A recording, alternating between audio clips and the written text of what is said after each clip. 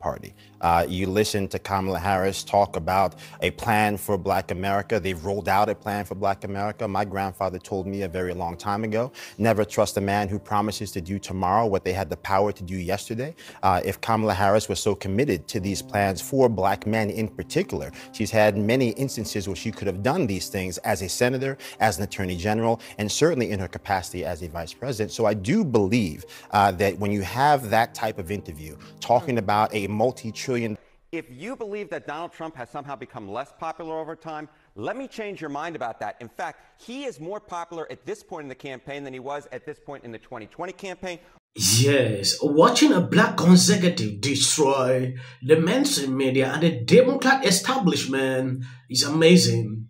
When I saw this guy, I could not resist than to react, share my thought.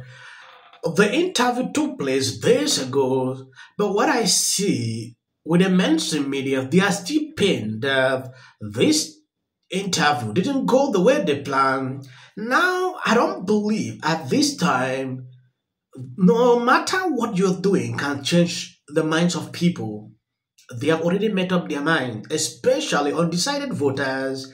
Whatever thing insult they are pouring now, like I saw Kamala recently saying, oh, Trump is exhausted. He cannot take interviews again. He cannot take this. When I look at the number of work hours he put in every single day, Kamala cannot stand that. Kamala has just been there for a few weeks doing campaign. Trump has been there for a very long time.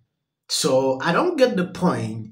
Black men are tired of what appears to be empty promises coming from a Democratic Party. I mean, Joe, if you're honest with yourself, I'm sure there's some times where you would appreciate if your candidate would be more, quote unquote, scripted.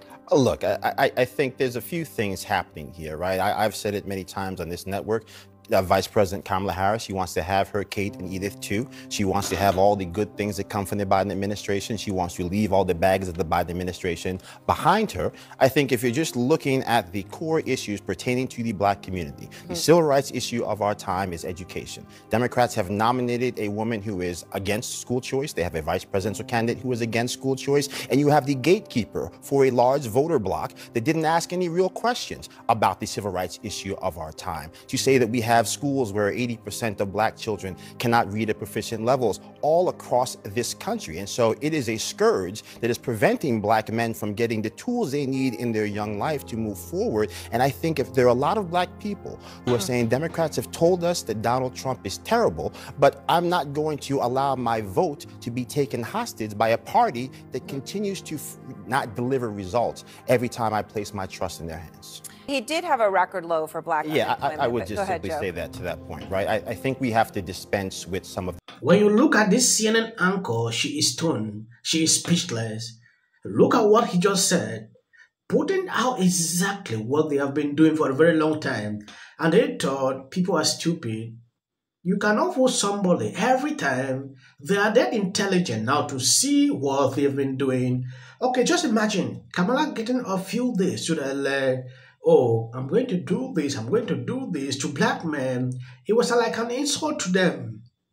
Yes, they've been saying that every time. Okay, just imagine now these same people get up and cast a vote for her. When they go in there, what they promise, they don't do. Which is insane. Politicians are fond of this. I like someone that act without promises.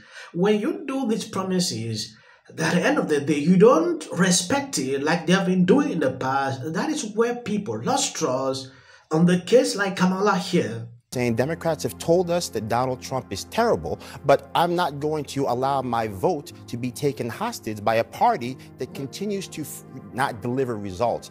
When you look at what Black men are really moved by, they're moved by the fact that the Democratic Party is not actually treating them fairly. That you had the only Black Republican man in the Senate who ran for president being called the equivalent of a slave that Harriet Tubman should have left behind. And no one lost their job and not a single person was fired. And so I appreciate that Sherwin says that it's good to live in America where Black men can voice their opinion independent of somebody telling them how to do so. But it is quite clear that from many people on the cable news that they they have been given license to talk crazy and out of their neck about black men who are not interested in voting for Kamala Harris. And I think, unfortunately, for not just the Democratic Party, but America, those chickens might come home to roost on November 4th. All right, Joe, there were a lot of unanswered questions. Yes, this is just a normal interview that Trump has been taking throughout the year. I don't know why this is news. Democrats are freaking out like never before. This is what one posted on Twitter recently. Kamala Harris handed an ambush Fox News interview like, yes, better than the harsh Donald Trump unstable made of the Fox News prep rally discussed as a town hall. A lot of people have said, replying this guy, they had to laugh him all through. Ambush. That was just a regular interview. You are used to CBS at 60 Minutes editing her on ABC News, feeding her question. Sorry, your candidate has a lower IQ than those who are medically diagnosed as mentally handicapped. I don't want to go much into that. That is just someone replying to this Democrat, putting this out like this was an ambush. I don't get the point here. The real interviews that I want to see Kamala. For why Biden and Harris threw out Donald Trump's executive orders and changed everything, and then a flood of people came in.